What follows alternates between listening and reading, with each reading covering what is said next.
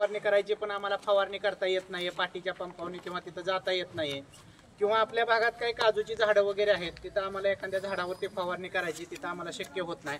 अशा ठिकाणी हे ड्रोन तंत्रज्ञान आपण वापरू शकतो। इव्हन तुम्ही सोयाबीन, भात यासारख्या पिकांमध्ये सुद्धा याचा वापर फवारणीसाठी करू शकता। फायदे काय आहेत, जिथं आम्हाला शक्य नाही तिथं हे फवारणी करते। दुसरी महत्त्वाची गोष्ट, लेबरचा आता सगळ्यांनाच प्रॉब्लेम माहिती आहे की आमच्याकडे लेबरचा खूप मोठा प्रॉब्लेम आहे, तर त्याच्यावरती हे चांगलं सोल्युशन आहे।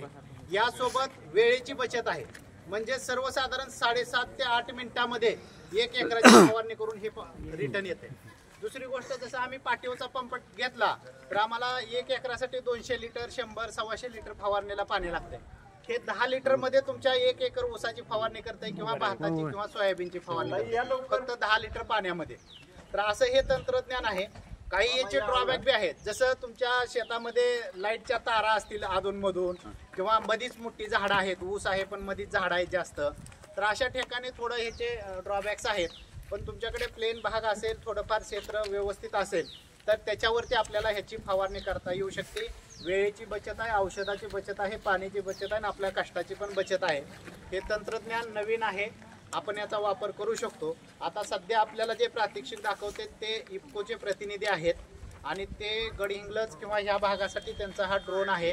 हे तुम्हाला 300 रुपये एकरची फवारणी करून देतात, पण फक्त 8 एक आहे की एका एकरासाठी ते काय फवारणी करायला येऊ शकत नाही, ते फिजिबलच नाही।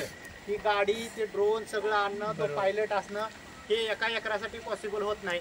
कमीत कमी 5-6 लोकांनी एकत्र येऊन जर आम्ही त्यांना 7-8 एकर क्षेत्र दिलं तर ती फवारणी करण्यासाठी ते येऊ शकतात। बरेच वेळा आम्ही मिरगाच्या वेळेस ऊसाला खाली जमिनीत रासायनिक खतं टाकतो, वरनं पाऊस बी पडतोय, जमिनीत पाणी बी आहे, ते सगळं असंच वाया जातंय। तर तशा ठिकाणी मिरगाचा तो डोस न टाकता आम्ही जर ह्याच्याद्वारे विद्राव्य खतांच्या टॉनिकच्या फवारणी घेतल्या तर त्याला आम्हाला चांगले रिझल्ट येतील। असा एक आहे डेमो, तर आपण इथं हे डेमॉन्स्ट्रेशन करून दाखवत आहे, सगळ्यांनी बघून घ्या। त्याच्यानंतर तुम्हाला जे प्रॉब्लेम दिले त्याच्यावरती आता एखाद्या शेतकऱ्याचं इथे 10 गुंठ रान आहे, इथे 10-15 गुंठ रान